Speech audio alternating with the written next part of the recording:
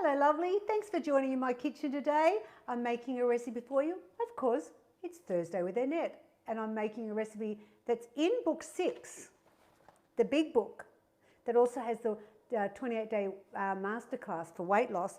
But I'm going to go into cooking for 1 or 2 because I want to show those of you that really only don't need to serve for 4 how easy it is to make something for 2. What are we doing? Indian Tikka Chicken. Oh yes, very, very good. We love it. It's such a great recipe. I think it's one of those ones that is so much lower fat than the traditional version, and it's tasty, yum, but most of all, it's super easy to make. All right, so what do we need for the ingredients? We need 250 grams of skinless chicken breast, half a small onion. You want the garlic and ginger stock powder, which I'm using chicken. Oh, hello.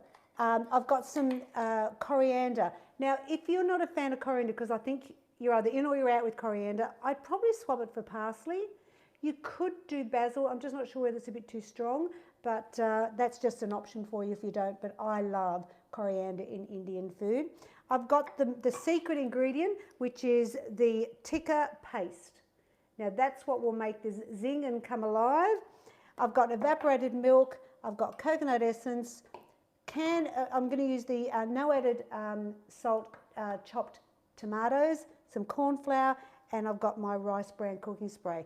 That's all we need. So all I have to do first of all is let's get the onion out of the way. So you want only half of a small onion, because remember we're cooking this just for 2 people. And then I've just got a diced chicken, and then just chop up get the coriander ready, and that's it. That's right. So I'm just going to leave that over there. Let's do the chicken now. We just need to dice it. So I'm going to cut it into strips. 250 grams of skinless chicken breast. Now, the variations to this, you can make it with beef, you can make it with lamb, and for vegetarians, it's really lovely with tofu. Firm tofu, don't use soft tofu. So I'm just dicing the chicken, and that's our work done. So let's turn my fabulous Neo Flam fry pan on. I'm going to just put these over and wash my hands.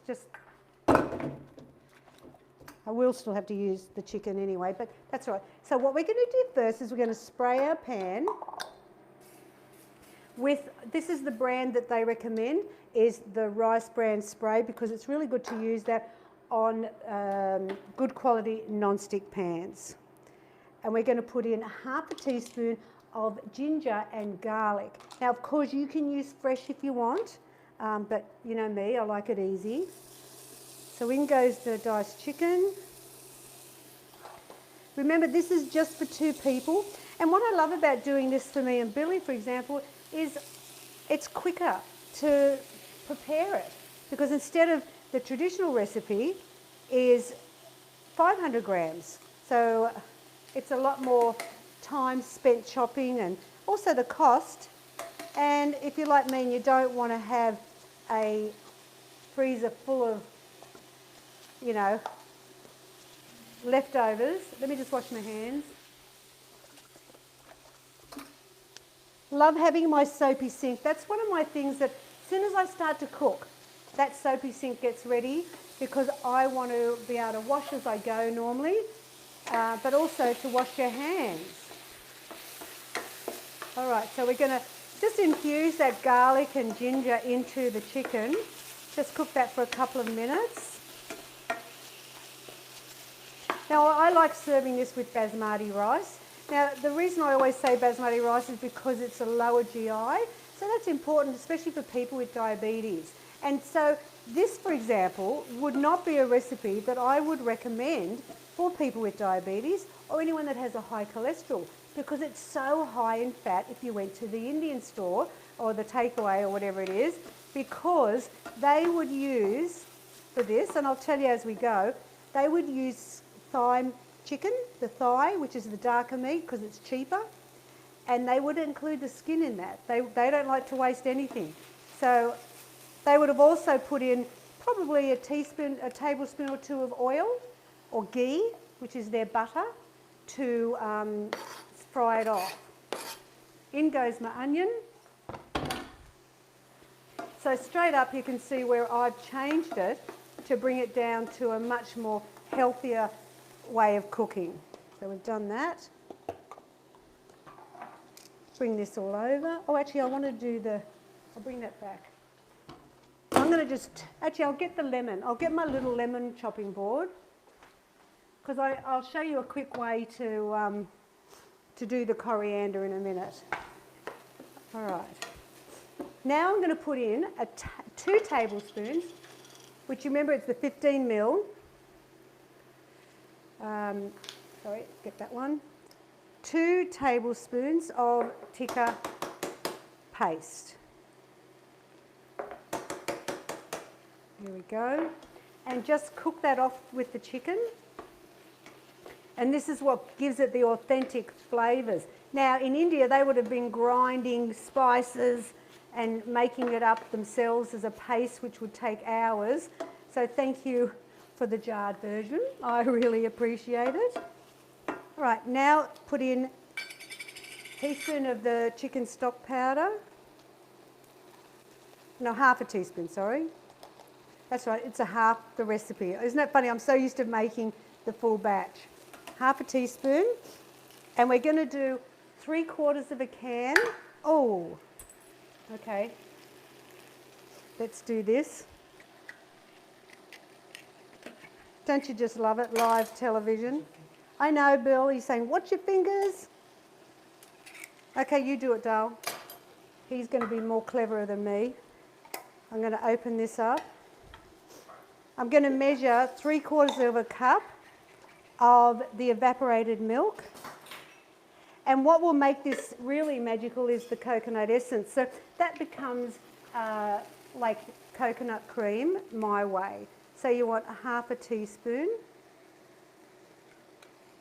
Oh, thank you, Billy. Look, isn't he great? He saved the day. So we want 3/4 of a cup of tomato. Yep. Now you could freeze that, what's left, or you could make something else in the cooking fond or two that uses the tomato. That's what I do. Yum. Now remember I did the evaporated milk. Now how I've saved, just turn that down a bit, how I've saved on the fats as well is, remember I used the thigh. I didn't put oil, I didn't use the thigh, I'm sorry, with the skin. I used the chicken breast. Didn't put oil in the pan. The evaporated milk and coconut essence becomes my coconut milk. And in here as well, I'm going to put in 3/4 of a teaspoon of corn flour.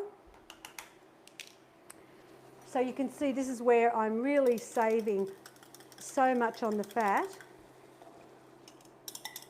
And while that's cooking, I'm going to, yes, I know I'm a messy cook, I can't help it, I'm quick. I like to do things really quickly.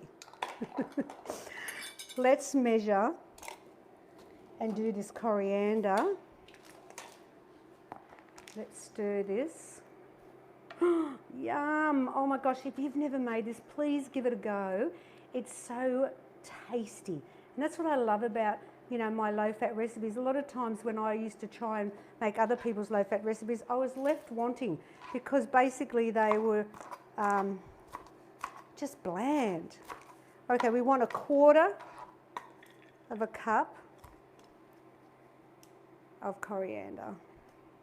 So push it down so you can see, and in it goes. I don't chop it up, I just put it in like that, rustic. Put that in at the end because it doesn't take long for that to wilt and cook, and it will infuse into the dinner as well. So you've just got this wonderful recipe that took no time at all. I mean, please, done. All right, let's move this all away. Look at this. Just fabulous. turn that off, just wash my hands again. Now, you know you want to win the recipe with this, don't you? But let me tell you first that, you know, with the fat count, the chicken is 6.7, the beef is 9.5, the lamb is 9.7, and tofu is 11.1. You can freeze this for a couple of weeks, not longer because of the evaporated milk. And when you're cooking, see, I turned that off straight away, it boiled. You know, I let it boil for a little bit. You don't want to boil the buggery out of the evaporated milk, okay? It will separate. If it separates, it's still edible, it doesn't matter. But what I do is, once it's boiled, I turn it right down and just let it develop. I'm letting that just develop now with the corn flour so it'll thicken up. And if you leave for a little while, it gets thicker and thicker. So if you do need to if it gets too thick for you, then just add a little bit more evaporated milk. Also, my other tip is if you are lactose intolerant, you could use lactose-free milk instead of the evaporated milk. Add a little bit more corn flour because it's runnier than the evaporated milk. But I also, for my family that are dairy-free, use almond milk, the no-fat, unsweetened almond milk. Once again, add a little bit more corn flour to it. It's fabulous. Yes. All right, well, there's tikka. Thank you very much. Oh, look at this, people. Yes. Oh. How easy was it to cook dinner for me and Billy just right now? And then get that beautiful sauce in there. You know what I also love to do is I like to do the pompadons. Pompadons? Pompadams. Papadams. Well, you know what I'm talking about. And you just microwave them. Read the instructions. You just lay them around the ring of your dish, your plate in your microwave, and you just do them for a few seconds. And they come up beautiful. Very nice with this as well. So if you would like to win book 6, the big book, I'm lashing out, the budget's going out the window, book 6, as well as cooking for 1 or 2, you know what you've got to do. You just have to like, share, very important to like and share, and then go down to the comments and write this hashtag Simply Too Good, just as it says there with the Y and the 2, and I'm going to pick 3 people and you will get personally signed copies of both those books. Now, what am I making on next week's show? Oh my gosh. If you're looking for something for a high tea or an afternoon tea or a morning tea or just for any type of tea, I'm going to make my moist orange cake. It's out of book 7. It's fabulous. I made this recipe up for my friend Bibi, who loves orange cake. She was the tester, said it was the best orange cake she's ever eaten. Hello. We'll find out why next week. So that's what I'm cooking. I mean, please, who knew? Wetlands could be so deliciously healthy. We've gone Indian today, low fat and fabulous. And don't forget, if you want any more recipes or tips, go to simplytoogood.com.au. See you next week. Bye now.